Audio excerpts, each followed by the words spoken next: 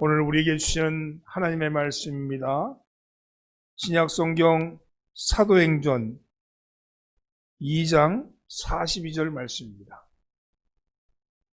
신약성경 사도행전 2장 42절 말씀을 한 목소리로 봉독합니다. 그들이 사도의 가르침을 받아 서로 교제하고 떡을 떼며 오로지 기도하기를 힘쓰니라. 아멘. 할렐루야. 새해 복 많이 받으십시오. 예, 옆에 선생님이자 새해 복 많이 받으십시오. 예, 앞뒤로 인사하면서 새해도 은혜 받읍시다.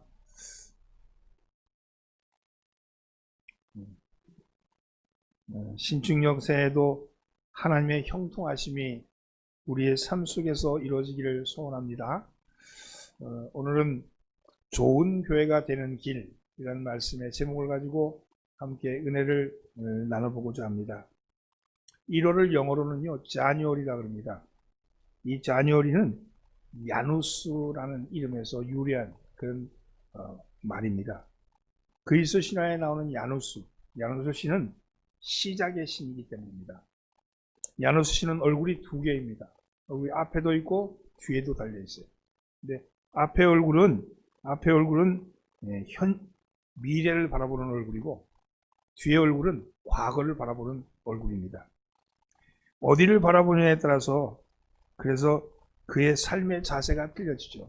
1월은 그래서 어디를 바라보고 있느냐에 따라서 그 한 해의 삶의 모습이 달라진다는 거예요. 뒤를 바라보면서 살면 미래는 뒷걸음질 치는 것처럼 매우 불안합니다. 이것도 안 됐고 저것도 안 됐고 뒤에 그전 해에 나타났던 그 안 된 일만 쳐다보고 살면 미래는 불안한 거죠. 근데 내일이 비록 불확실하고 비록 내일이 창이 불투명다 할지라도 그래도 앞을 보고 나가면 그래도 무한한 기대가 되고 도전이 되고 새로운 시작이 된다는 의미에서 앞쪽을 보는 건 미래를 보는 얼굴이라고 얘기합니다. 경자년은 지나갔습니다. 그년이 참 어려운 년이었어요. 어려운 해였어요. 신축년이 새로 왔습니다. 우리 교회도 올해는 예배당을 신축하는 난방지 꿈을 한번 꿔볼까 하는 생각이, 신축년이니까 뭔가 신축해야 되지 않나 하는 그런 생각이 들기도 했습니다. 교인들은 누구나 좋은 교회를 다니기를 원합니다. 그렇죠? 그런데 옛날 교인들은 그런 생각을 하지 않은 것 같아요. 왜냐하면 교회는 다 좋은 교회라고 생각했기 때문에. 그래서 근처에 심지어 개척교회가 생겨도 좋은 교회라고 생각하고 등록하여서 교회를 다녔으니까요. 근데 그전에는 그래서 교회가 개척교회도 잘 됐습니다. 근데 요즘은 교회 선택을 하는데 무척 까다롭습니다. 여러분도 한번 상상해 보세요. 여러분 이사를 갔어요? 그래서 새로 교회를 정한다고 한번 생각해 보세요. 쉽게 교회 등록할 수 있겠습니까? 어떤 분은 1년 이상을 걸쳐서 교회를 다니면서 교회를 찾았다고 하죠. 우리 지난번에 등록하셨던 우리 여장모님 같은 경우도 1년 이상을 이 덕정구에 있는 모든 교회를 다 훑고 다니셨대요. 그래서 이 교회가 제일 낫겠다 싶어서 등록했다는 말씀을 하셨는데, 사실은 근데 그런 현상은 좋은 현상은 아니죠. 어떤 신자가 다니던 교회에서 신앙생활에 잘 적응하지 못하고 그리고 평소에 알고 지내던 목사님을 찾아가서 신앙 상담을 하게 되었습니다. 목사님, 지금 제가 다니는 교회가 마음에 맞지가 않습니다. 혹시 목사님 아시는 교회 중에 저희 집 근처에 좋은 교회가 있으면 좀 소개 좀 해주세요. 이렇게 이야기를 했답니다. 그러자 목사님이 이런 말씀하셨습니다. 그래요? 집사님, 좋은 교회는 찾아지는 것이 아니라 만들어지는 거랍니다. 내 입맛에 맞는 맛집이야 여기저기 흩어져 있겠지만, 그러나 좋은 교회는 따로 있는 것이 아니라 좋은 교인들이 좋은 교회를 만들어가는 거랍니다. 집사님이 그 교회에서 먼저 좋은 교인이 되려고 한번 생각해 보세요. 그렇게 노력해 보세요. 아마 그러면 집사님이 다니는 교회가 좋은 교회가 될 거랍니다. 이렇게 충고를 해줬다고 합니다. 문제는 교인들이 좋은 신자가 되는 노력을 하지 않고 좋은 교회만 찾아다닌다는 겁니다. 좋은 교회가 따로 있겠습니까? 내가 좋은 신자가 되면 내가 속한 교회가 좋은 교회가 되는 것이죠. 여러분 좋은 교회를 찾지 말고 좋은 교회를 만드십시오. 여러분이 좋은 신자가 되면 우리 교회는 좋은 교회가 될 줄 믿습니다. 저나 여러분이나 모두 아름다운 교회, 행복한 교회를 꿈꾸지 않겠어요? 황무한 이 땅에서 영적인 평안을 누릴 수 있는 그런 교회를 꿈꿉니다. 그런데 이런 아름다운 교회, 행복한 교회는 마치 아름다운 얼굴이 화장품으로 만들어지는 것이 아니고 세월이 만들듯이 여러분 아름다운 신앙, 아름다운 교회는요, 그것은 영적인 누적된 신앙에 의해서 만들어진다는 겁니다. 아름다운 신앙과 아름다운 신앙과 성숙한 신앙이 누적되어질 때 그때 좋은 교회가 만들어집니다. 그래서 목사 한 사람이 만드는 게 아니고 여러분 믿음의 식구가 함께 만들어가는 교회, 그런 교회가 좋은 교회가 되는 것이죠. 그래서 빨리 가려면 혼자 가고 멀리 가려면 함께 가야 한다, 이런 말이 있지 않습니까? 근데 함께 가기 위해서는 어떻게 해야 합니까? 목표점이 같아야 합니다. 한 목표, 한 방향을 바라보면서 가야 하는 것이죠. 목사가 바라보는 방향과 장로가 바라보는 방향과 권사가 바라보는 방향과 집사 성도들이 바라보는 방향이 각기 다르다면 그 교회는 함께 가는 교회라고 할 수 없지요. 여러분, 같은 목표를 세우고 함께 힘을 모아서 좋은 교회를 만들려고 할 때 그것이 누적되어서 좋은 교회가 만들어진 겁니다. 또한 아름다운 교회, 그리고 행복한 교회가 되기 위해서는 같은 꿈을 꿔야 합니다. 같은 꿈을 꿔야 됩니다. 그리고 그 꿈을 나누어야 합니다. 자기만 꾸고 있으면 안 되고 함께 나누셔야 합니다. 꿈을 나누기 위해서는 어떻게 해야 합니까? 다른 사람을 인정해 줘야 합니다. 내가 인정받기 위해서는 다른 사람도 인정해야 합니다. 인정할 때 인정받을 수 있는 것이죠. 같은 방향, 같은 목표를 위해서는 다른 사람의 단점보다는 장점을 크게 보고 크게 이야기해 줘야 합니다. 그래야 멀리 갈 수 있고 그래야 같이 갈 수 있습니다. 살면서 우리가 지난 세월을 어떻게 살아왔는지 돌이켜보는 이유는, 회상하는 이유는 누구를 비난하거나 자책하기 위해서 그런 것이 아니지 않습니까? 이럴 걸 저럴 걸 하고 껄껄거리기 위해서 우리가 과거를 되짚어 보는 것은 아니라는 겁니다. 여러분, 다시 일어서기 위해서, 다시 이 부분은 내가 잘하기 위해서 그런 것 아니겠습니까? 길 가는 나그네가 쉬는 까닭은 가던 길을 포기하기 위해서 그런 것이 아니고 더 빨리 가기 위함입니다. 내가 지금 쉬는 것은 더 빨리 가기 위해서 그런 거지 내가 포기하는 것은 아니지 않습니까? 그러면 이제 다시 일어서기 위해서는 어떻게 해야 합니까?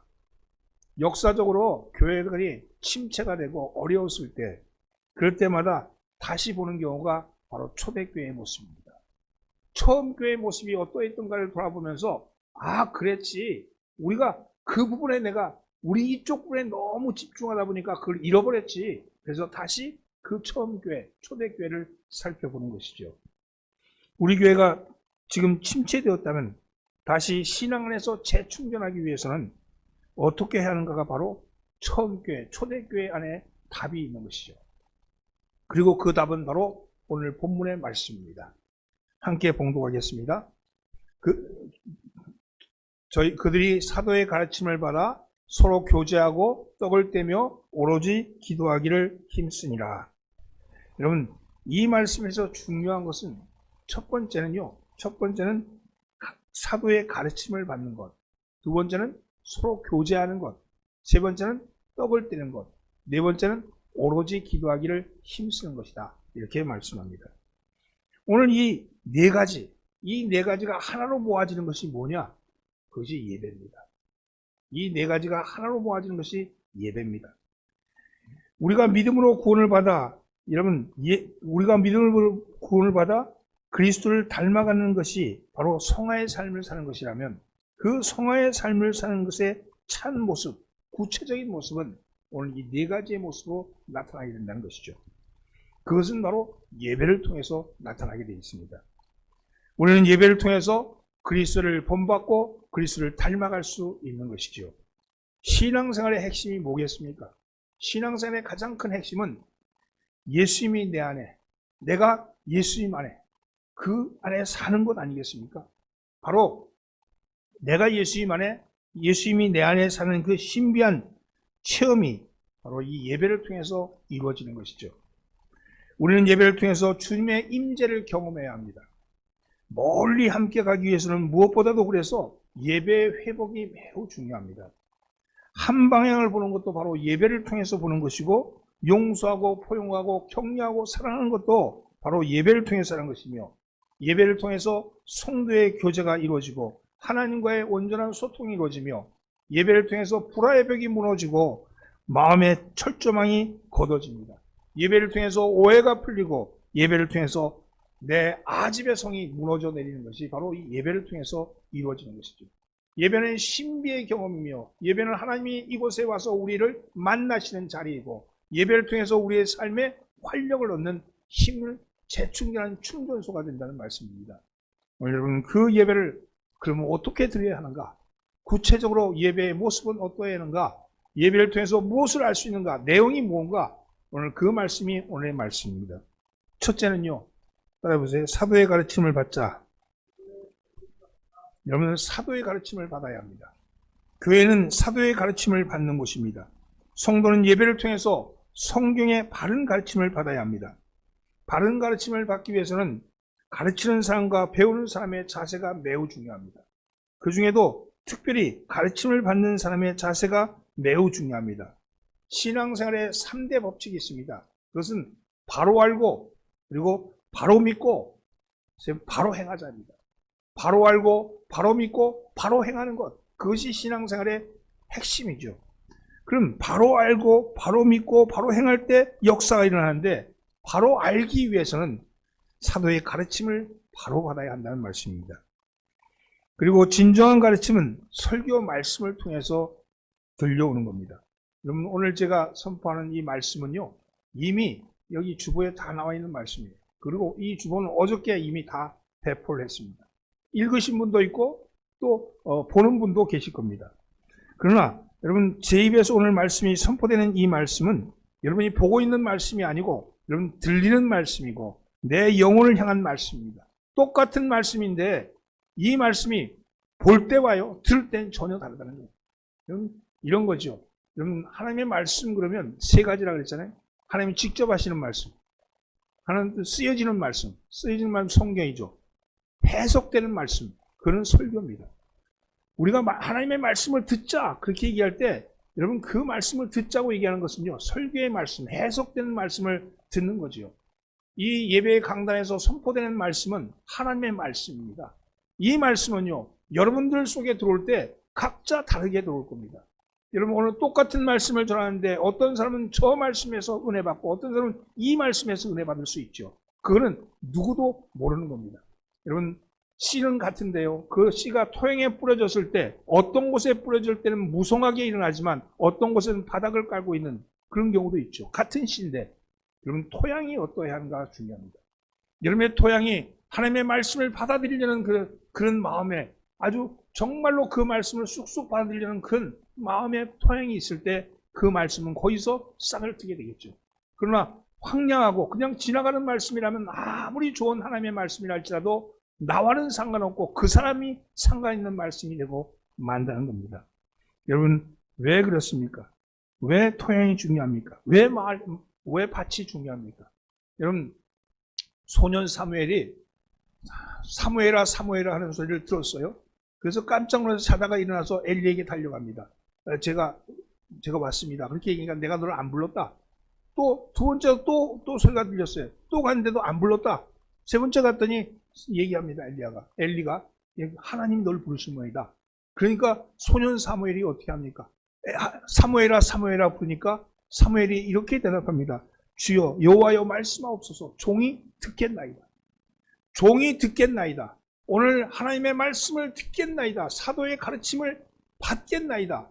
여러분, 내가 성경 공부하는 것과요, 가르침을 받는 거는 전혀 다릅니다.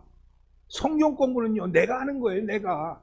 그런데 가르침은 주의 말씀이 해석되어서 강단에서 선포되는 거예요. 이 선포되는 말씀이 내 영혼을 흔들고 내 마음을 흔들 때 하나님의 역사가 일어난다는 거죠. 여러분, 종을 고치러 갔던 백부장이 주님이 고쳐주시겠다 그러자 그 백부장이 이렇게 얘기합니다. 주여, 말씀만 하옵소서. 그러면 내 하인이 낫겠나이다. 말씀만 하옵소서. 주님의 말씀을 들을 준비가 되어 있습니다.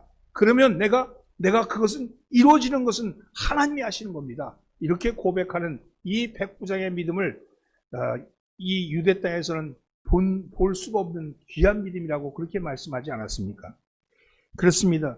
말씀에 대한 겸손한 태도입니다. 말씀이 하나님이요, 말씀은 그 능력임을 아는 사람의 모습입니다. 기독교를 말씀의 종교라 그렇게 말하죠. 명상하고 참선해서 깨닫는 종교가 아니고, 여러분, 공덕이나 구제를 쌓아서 업적을 쌓는 공로의 종교도 아니고, 하나님의 말씀을 듣는 종교, 하나님의 가르침을 받는 종교가 바로 기독교입니다. 이 말씀은 하나님의 가르침을 받지 아니하면, 하나님의 말씀을 듣지 아니하면 하나님과 아무 관계가 없다는 겁니다. 아무리 구제를 많이 하고, 아무리 헌금을 많이 하고, 아무리 혼자 앉아가지고 집에 앉아가지고 기도를 많이 하고, 그래서 3층천을 올라갔다 내렸다 할지라도 하나님의 말씀을 듣지 아니하면 그건 아무 상관이 없는 것이죠. 자기의 종교 아니겠습니까? 자기의 종교. 여러분, 오늘 예배를 통해서 하나님의 말씀을 들을 때 그 말씀이 역사하는 힘이 있습니다. 오늘 사랑하는 성도 여러분, 우리 교회는 말씀의 가르침을 받는 그런 교회가 되기를 예수님으로 축원합니다. 그래서 주여 듣겠나이다. 아멘. 둘째는요, 성도 간의 교제가 있어야 합니다. 성도 간의 교제가 있어야 한다. 교제라는 말은요, 헬라어로 코이노니아입니다. 여러분 많이 들은 말씀이죠. 이 말은 연합하다, 동거하다, 혹은 동업하다, 친교하다, 요즘 유행하는 말로 소통하다, 이런 뜻을 가지고 있는 단어입니다. 코이노니아라는 말은 진정한 사랑의 교제이며 영에 있어서의 일치이고 마음이 일치하는 그런 교제를 의미합니다. 교회에서 서로 상하고 귀히 여기고 그리고 도와주는 것은 매우 중요합니다. 성도의 교제는 기독교 신앙생활의 핵심 중에 하나입니다. 초대 교부들은 그래서 교회를 코이노니아라고 불렀습니다. 성도의 교제라고 불렀죠. 그런데 이 교제를 하기 위해서는 모이는 것이 매우 중요합니다. 모이는 것을 폐하는 어떤 사람의 습관과 같이 하지 말고 오직 모이기를 힘쓰라. 이것이 바로 말세를 맞는 그 교회들에게 하신 주님의 음성입니다. 그런데 지금 코로나19로 말미암아 사회적 거리 두기를 하니까 못 모이잖아요. 못 모이니까 이거 어떡하나? 하나님 이거 어떡하나? 여러분 이거 아니에요. 초대교회는요, 모여서 두세 사람이 모여서 다섯 여섯 사람이 모여서 잡히면은 사자굴에 끌려가고 몽둥이로 맞아 죽고 돌에 맞아 죽고 십자가에 매달리고 목이 잘려나가고, 여러분 몸이 횃불이 되어서 등 역할을 한 그런 어려운 시절도 있었어요. 그럼에도 불구하고 모이기에 힘쓰라고 그렇게 말씀한 이유가 뭐냐? 두세 사람만 있는 곳에 내가 함께 하려고 그랬잖아요. 여러분 100명, 200명이 모이라는 게 아니에요. 여러분 믿음의 사람이 서로 교제를 나눠야죠. 서로 함께 해야죠. 여러분 속회가 지금 다 모이지 못한다 할지라도 속도원이 여러분 전화는 없습니까? 문자는 없습니까? 두 사람이 모여서 같이 식사를 못합니까? 여러분 이것이 우리 스스로가 게으름으로 말미암아 모이기에 힘쓰라는 부분에 대해서 우리 자신이 변명함으로 물러선 것 아니겠습니까? 사랑하는 성도는 어떤 사람의 습관과 같이 하지 말고 오직 모이라고 말씀합니다. 기독교의 핵심은 예배의 종교입니다. 첫째도 예배고 둘째도 예배고 셋째도 예배입니다. 하나님은 오늘도 신령과 진정으로 예배하는 자를 찾으십니다. 왜 그렇습니까? 교제하시려고 그랬습니다. 교제라는 사귐이고 협력이고 참여이며 그리고 소통입니다. 하나님의 말씀에 참여하고 봉사에 협력하고, 그리고 교회는 독불 장군이 없습니다. 모두 같이 해야 합니다. 여러분 함께 하는 것이죠. 여러분 초대교회가 부흥할 수 있었던 원동력은 성도 간의 교제의 힘이었습니다. 영적인 교제가 서로 이루어지는 거죠. 서로가 혼자 사는 것이 아니고 함께 한다는 것을 우리가 느끼고 서로가 알아가는 것이죠. 이런 말이 있잖아요. 신통하면 인통하고, 인통하면 물통하고, 물통하면 형통하다. 이런 말씀이 있어요. 하나님과 통하면 사랑과 통하고, 사랑과 통하면 물질도 통하고, 물질이 통하면 형통한 삶이 된다는 거 아니겠어요? 오늘 여러분, 하나님과 우리가 통하였다면 우리가 형제와의, 이웃과의, 그리고 우리 성도 간의 서로의 통함이 있어야 되지 않겠습니까? 성도 간의 바른 교제, 즉 형통의 교제는 바로 형통의 지름길입니다. 그런데 성도 간의 바른 교제를 나누기 위해서 가장 기본이 되는 것은 서로가 서로를 인정해 주는 거예요. 여러분, 우리는 이 세상에서 죄인이라고 우리 스스로가 시인한 사람들 아니겠습니까? 내가 죄인입니다. 그렇게 시인하고 예수를 우리의 구주로 고백한 사람들 아니겠어요? 그런데 죄인이라고 시인한 사람이, 그래서 이제 구원받았다고 말하는 사람이 다른 사람을 어찌 정죄할 수 있겠습니까? 나도 예전에 죄인이었는데, 그러면서 그 죄인에 대해서 그 긍휼의 마음을 가져야 되지 않겠습니까? 여러분, 우리는 다른 삶의 모습이 어떠하든 성도로 부르받는 모든 하나님의 자녀들은 하나님이 택하신 것을 인정하셔야 합니다. 나와 좀 다르다고, 나와 좀 모습이 다르다고, 행동이 다르다고, 혹은 그가 하는 성품이 좀 다르다고, 성정이 다르다고, 그렇다고 배척하면 안 됩니다. 인정해줘야 합니다. 그 나름대로 인정하셔야 합니다. 나와 같아야 한다고 말하지 마십시오. 하나님이 창조한 성품입니다. 하나님이 인정한 사람입니다. 어떠한 모습이든지 하나가 되어야 합니다. 어떠한 모습인지 인정해 주셔야 합니다. 그 사람은 그 사람 나름대로의 색깔이 있고, 그 사람 나름대로의 삶의 모습이 있고, 그 사람 나름대로의 말투가 있고, 그것을 인정해 주고 그 안에 있는, 내부에 있는 것을 바라봐야 합니다. 사랑하는 성도는, 여러분, 문명은 충돌하는 것이 아니라 공존하는 겁니다. 달라도 좋아할 수 있습니다. 달라도 사랑할 수 있습니다. 다른 게 오히려 더 좋을 때도 있습니다. 여러분, 남녀가 만나서 결혼하는 것은요, 같은 것 때문에 결혼하는 게 아니고 다름 때문에 결혼하는 거예요. 다르기 때문에 매력적인 거예요. 나와는 다르기 때문에 또 신비스러운 거고 매력적인 거거든요. 그런데 그렇게 다름을 인정하고 그렇게 결혼하고 나서는 또 같아야 된다고 자꾸 주장하니까 싸움이 일어나는 거죠. 여러분, 다름을 인정하십시오. 교회는 다른 사람이 모여서 함께하는 곳이고, 다양성 속에서 통일성을 이루어가는 것이 바로 교회의 모습입니다. 이것은 어디서 이루어지느냐? 바로 교제를 통해서 이루어집니다. 교제를 할 때 저 사람의 다름의 이유를 알 수 있고, 그 다름에 놀라운 신비가 있음을 알 수 있고, 하나님이 그 다름을 택하신 이유를 알 수가 있다는 거예요. 교제하지 않으면요, 내가 상상해서 사람들을 선입견으로 사람을 대하게 되면 여러분 정죄하게 되어 있습니다. 오늘 여러분 정죄하지 마시고, 저 사람이 나와 좀 다르다면 그 다름이 어디서부터 오는 것일까? 그리고 그 다름 안에서 하나님은 나를 왜 함께 만나게 하시고 같음을 추구하게 하시는가 하는 것을 알아가는 것, 그것이 교제 아니겠습니까? 이 가운데 성령의 임재하심이 임할 줄 믿습니다. 주께서 두세 사람이 함께하는 곳에 내가 함께하겠다 그러셨잖아요. 여러분, 많은 사람이 필요한 게 아니에요.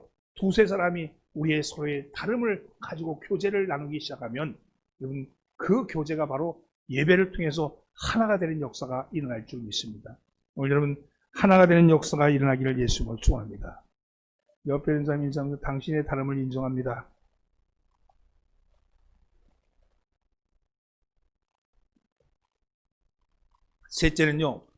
셋째는 떡을 떼야 합니다. 따라서 떡을 떼자. 여러분, 떡을 뗀다는 것은 성찬 의식을 예비하는데, 당시 성찬을 행하면서 식사를 나눴습니다. 우리 떡이라고 그래서, 우리 떡이라고 번역돼서 우리 시루떡 이렇게 나누는 게 아니고, 이 떡이라고 우리나라에 번역으로 들어온 것은 사실 빵인데, 이 빵을 영어의 빵을 한국어로 어떻게 번역할까 고민을 많이 했어요. 근데 고민하는데 밥이라고 할까? 왜냐면 주식이, 그들은 빵이 주식이었으니까, 우리가 밥이 주식이니까 밥이라고 하는데 밥을 뗄 수는 없잖아요. 그러니까 이게 고민하다가 제일 유사한 거, 빵과 가장 유사한 것이 떡이라고 본 거예요. 그래서 떡이라고 번역했는데, 지금은 빵이라고 번역해도 다 이해는 할 텐데, 그때는 그걸 이해를 못했죠, 사람들이. 빵이라는 게 없었으니까. 그래서 떡이라고 번역을 한 거예요. 근데 지금 그것이 이제 다 전통이 되고 고착화 되어서 지금 와서 나는 생명의 빵이다 이렇게 얘기하면 이게 어감이 별로 안 좋으니까, 또 내가 생명의 밥이다 이렇게 얘기해도 뭔가 이게 안 되니까 그냥 떡이라 놔둔 건데, 사실은 빵이죠. 빵을 떼는 거죠. 여러분, 성찬에는요 세 가지 뜻이 있습니다. 첫째는요, 과거와 연결입니다. 여러분, 우리가 지금 사는 성찬은 예수께서 마가의 다락방에서 만찬을 하셨던 그 성찬입니다. 여러분, 그 성찬이 이어져 내려오는 거예요. 2000년을 그 성찬으로 이어져 내려오는 겁니다. 그것은 하나의 전통이고, 그를 통해서 예수님이 행했던 그 시작이 지금 나에게도 이어지고 있는 것이죠. 두 번째는 현재적으로 주어지는 은혜의 상징입니다. 주께서 빵을 우리가 띄면서 빵을 띄어서 나눠주면서 이것은 내 살이다. 포도주를 나누면서 이것은 내 피다. 이렇게 말씀하실 때 그것이 오늘 나에게 들리는 말씀이 아니라 보이는 말씀으로, 그리고 먹여지는 말씀으로, 내 속에 들어오는 말씀으로 보여지는 것이죠.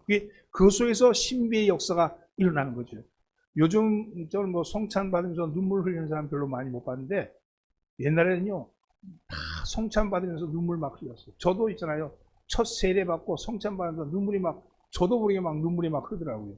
그런 걸 경험했어요. 이런 은혜가요 내 속에 들어오는 거예요. 하나님의 예수님의 살이 내 속에 들어오는 거예요. 예수님의 피가 내 속에서 역사하는 거예요. 이럴 때 역사가 일어나죠. 그것이 바로 은혜의 역사입니다. 세 번째는 언약의 표시입니다. 이것은 코이노니아의 잔치로서 천국 잔치를 미리 맛보는 거죠. 우리가 이 성찬을 통해서 천국의 잔치를 맛보는 겁니다. 그래서 우리가 하나님 앞에 섰을 때 내가 나를 소개하기를, 제가요 저 사람이랑요, 저 양반이랑요, 저 사람이랑 나랑 같은 떡과 같은 빵을 먹었다. 그 피를 나눈 사람입니다. 한 상에서 같이 먹은 사람입니다. 그래서 우리는 한 식구입니다. 여러분, 한 상에서 같이 밥을 나눈 사람을 식구라 그러잖아요. 우리가 떡을 하나 띄면서 같이 이 공동체가 하나 되는 역사가 일어나는 거죠.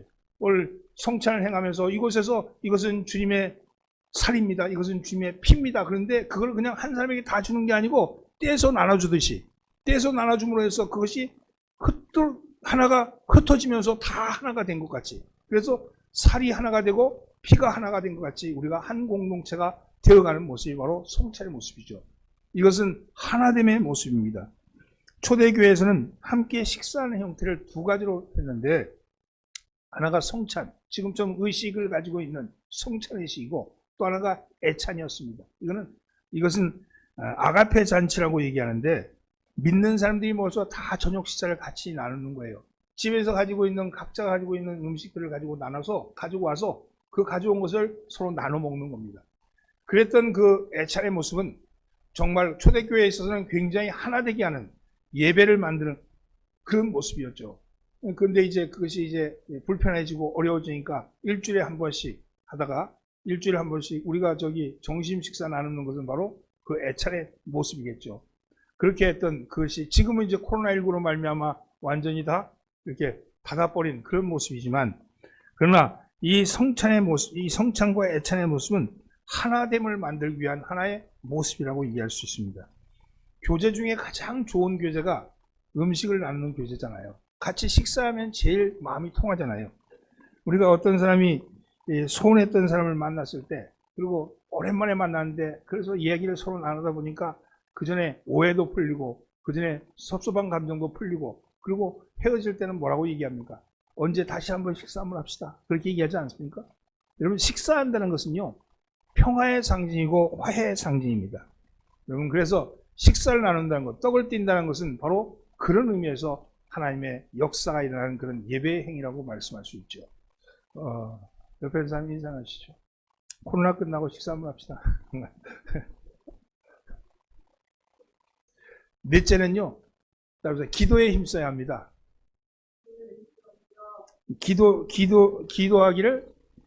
오로지 기도하기를 힘쓰라고 말씀합니다. 이어서 기도하기를 힘쓰다 이렇게 얘기할 때, 말씀을 배우고 교제하고 그리고 떡을 떼고 기도하는 것은 바로 예배라고 말씀드렸죠. 아무리 성경 공부를 많이 하고, 아무리 성도의 교제를 많이 하고, 아무리 성찬을 잘 행하고 음식을 나눠 먹어도 하나님께서 은혜를 주시지 않으면, 하나님의 뜻을 묻지 않으면 아무 소용이 없는 것 아니겠어요? 하나님께서 은혜를 주시기를 바라면서 열심히 기도해야 됩니다. 여기 기도하기를 이란 말씀의 원어는요, 복수형이라고요. 이 복수형이란 말씀은 혼자 기도하는 게 아니라 함께 기도하는 거예요. 함께. 여러분 기도하기를 힘써야 됩니다. 19세기 러시아의 유명한 피아니스트였던 루빈스타인은 여행할 때 언제나 연습용 피아노를 가지고 다녔대요. 오늘 그는 왜 피아노를 늘 가지고 다니십니까? 하는 그런 기자의 질문에 이런 대답을 했습니다. 내가 만일 피아노 연습을 하루라도 하지 않고면 내가 먼저 알고, 이틀을 하지 아니하면 내 친구들이 알고, 사흘을 하지 않으면 청중들이 다 알게 됩니다. 이런 얘기를 했대요. 기도도 마찬가지입니다. 하루를 기도하지 아니하면 내가 알고, 이틀을 기도하지 않으면 옆에 있는 성도가 알고, 사흘을 기도하지 않으면 누가 하죠? 마귀들이 한대요. 마귀들이 안 돼요. 여러분 그렇습니다. 오늘 여러분 기도는 하나님께 힘을 받는 것이고 하나님을 능력을 움직이는 힘입니다. 초대교회는 특별히 소원이 있어 기도한다는 것이 아니라 성령 안에서 기도했습니다. 기도는 교회의 부흥을 위해서 기도했고 화평을 위해서 기도했고 하나님의 뜻을 이루기 위해서 기도했습니다. 특별히 핍박을 이기기 위해서 기도했으며 믿음을 잘 지키기 위해서 기도했습니다. 오늘 여러분 기도의 불꽃이 꺼지지 않는 그런 교회가 되기를 바랍니다. 제가 대한수도원에 올라가서 기도하면서 은혜를 많이 받았는데 그 대한수도원에 이렇게 표가 있잖아요. 365일 기도에 불을 꺼뜨리지 말아라 이렇게 써 있잖아요. 그래서 우리 덕정교회가 새벽기도 365일 한 번도 빠짐없이 하는 이유는 기도의 불이 꺼지지 않게 해서, 제단의 불을 꺼뜨리지 않게 해서 그래서 합니다. 여러분 그래서 우리 덕정교회는 365일 제단의 불이 꺼지지 않는 교회, 그런 교회로 하나님과의 소통이 이루어지고 이 기도를 통해서 하나님의 역사를 맛보는 그런 교회가 되기를 소원합니다. 여러분 기도의 자세도 중요하죠. 기도의 자세는 어떠해야 합니까? 전심으로 해야 되는 거 아니에요? 지난주에 말씀 중에 예레미야서 33장 3절 말씀, 이 말씀 함께 공부해 볼까요? 너는 내게 부르짖으라. 내가 내게 응답하겠고 내가 알지 못하는 크고 비밀한 일을 내게 보이리라. 오늘 여러분 너는 내게 부르짖으라. 그럼 내가 응답하겠다. 그런데 응답하는데 내가 알지 못하는 크고 비밀한 일을 내게 보이리라. 이렇게 말씀합니다. 이 부르짖으라는 말은 땀을 짜서 눈물을 짜서 피를 짜서 생명을 짜서 기도하는 것이죠. 이 본문의 초대교회도 오로지 기도에 힘썼다고 말했는데 기도는 전심으로 진심으로 하는 겁니다. 이러한 기도는 분명히 응답이 있습니다. 예레미야서 29장 12절로 13절 말씀, 너희는 내게 부르짖으며 와서 내게 기도하면 내가 너희를 들을 것이요 너희가 전심으로 나를 찾고 찾으면 나를 만나리라. 이렇게 말씀합니다. 누가복음 22장 44절에 보면 예수님의 기도하는 모습도 보여주고 있죠. 예수께서 힘쓰고 애써 더욱 간절히 기도하시니 땀이 땅에 떨어지는 핏방울같이 되더라. 주님이 이 마지막 겟세마네 동산에서 기도할 때 그냥 아버지여 내 뜻대로 마옵시고 아버지의 원대로 하옵소서 이렇게 그냥 끝난 그런 싱거운 기도가 아니었다는 거죠. 여러분 그가 존재 그 자체로서 십자가를 져야 되는 그 고통 앞에 어떻게든지 아버지의 뜻을 돌려보려고 어떻게든지 내가 살아보려고 그냥 정말로 땀이 땅에 떨어진 핏방울처럼 그렇게 기도를 하다가 그래서 결국은 내가 죽고 아버지의 뜻을 받아들인 거 아닙니까? 그러니까 마지막에 주여 내 뜻대로 마옵시고 아버지 뜻대로 하옵소서 자기 고백이 일어나고 자기 스스로가 졌다는 것에 대해서 여러분 자기 패배를 인정하고 자기를 죽인 거 아니겠어요? 이런 과정의 기도가 필요한 거죠. 주님 앞에 내가 정말로 간절히 기도할 때 주님 내 뜻이 아니라 아버지의 뜻을 구하는 기도를 하셔야 합니다. 우리는 어떻습니까? 여러분 수천 마디의 기도를 하고서 주님의 뜻은 묻지도 않고 그냥 쌩하고 돌아가는 그저 쏟아놓고 마는 그런 기도는 하지 않습니까? 꼭 하나님의 음성을 들으려고 여러분 기도해 보십시오. 여러분 기도는요 하나님의 음성을 듣는 과정이기 때문입니다. 여러분 힘쓰고 애써 기도하되 땀이 땅에 떨어져 핏방울같이 기도하셨다 하는 이 기도의 모습을 한 번 더 생각해 보십시오. 사도 바울은 골로새 4장 2절 말씀에서 기도하기를 항상 계속하고 기도에 감사함으로 깨어있으라 이렇게 말씀합니다. 여러분 그렇습니다. 기도는 하나님과 가까이 있는 것이며 하나님을 체험하는 것입니다. 우리는 예배를 통해서 기도의 응답을 받습니다. 오늘 여러분 이 예배가 기도의 응답을 받는 예배가 되기를 주님으로 축원합니다. 사랑하는 성도분, 하나님 우리에게 또 한 해를 허락하셨습니다.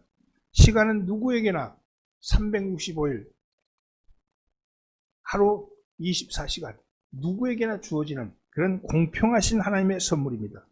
이 하나님의 선물을 어떻게 쓰느냐는 것은 우리의 몫입니다. 우리는 시간에 있어서 시간을 사용해서 우선순위를 무엇을 둘 것인가가 매우 중요합니다. 내가 어떤 것이 나의 시간의 우선순위가 될 것인가가 그 사람의 삶의 자세요, 그 사람의 성품이기 때문입니다.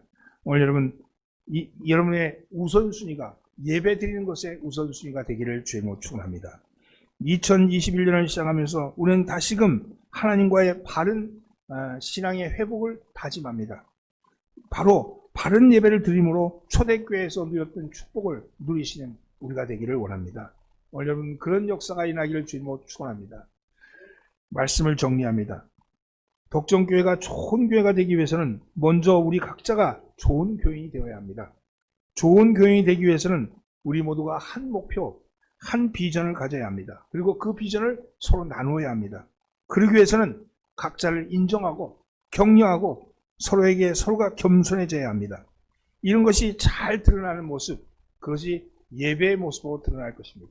예배가 어떻게 드려지는가, 예배가 어떤 모습이 서 있는가가 그 교회가 좋은 교회인가, 덜 좋은 교회가 하는 그 표식이 될 수도 있습니다.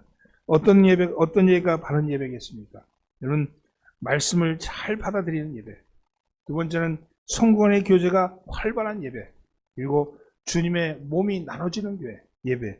그리고 기도에 힘쓰는 교회, 예배. 그런 예배가 바로 온전한 예배가 아니겠습니까? 신축년 새해에는 바른 예배를 회복해서 하나님께 영광을 돌리기를 소원합니다. 우리 다 함께 바른 예배로 2021년을 엽시다. 오늘 여러분의 예배가 하나님께서 흠양하시고 하나님께서 기뻐하시는 예배가 될 줄 확신합니다. 기도하겠습니다. 임마누엘 하시는 주님, 덕정교회가 넉넉하고 행복한 교회가 되기를 소원합니다. 오늘 좋은 교회, 행복한 교회가 되기 위해서는 먼저 좋은 교인이 되어야 한다고 하셨습니다. 좋은 교인이 되는 것은 예배를 통하여 주님을 배웠고 부부가 닮아가듯 주님을 닮아가야 한다고 했습니다.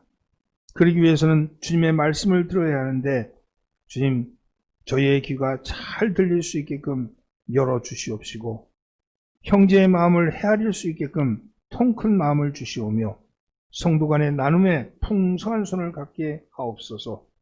무시로 하나님의 뜻을 헤아리는 기도를 하게 하시고 마음의 소원이 삶의 자리에서 발견되는 역사를 맛보게 하옵소서. 죽어서 천당 가는 것이 아니라 교회 안에서 누리는 천국이 되게 하옵소서. 덕정교회가 하나님 나라의 씨앗이요 구원의 방주임을 온몸으로 느끼며 아버지 신앙생활하게 하옵소서. 2021년 새해 52번째 예배 중에 첫 번째 드리는 이 예배를 주님 온전히 받아 주옵시고 이 예배 가운데 임재하시는 주님을 느끼게 하여 주옵시며 돌아갈 때 주신 말씀이 우리의 마음판에 꼭 새겨져서 그것이 능력이 되고 그것이 활력이 되어서 우리의 삶을 역동적으로 이끌어가 주시옵소서. 우리를 구원하신 예수 그리스도인 받들어 기도하옵나이다. 아멘.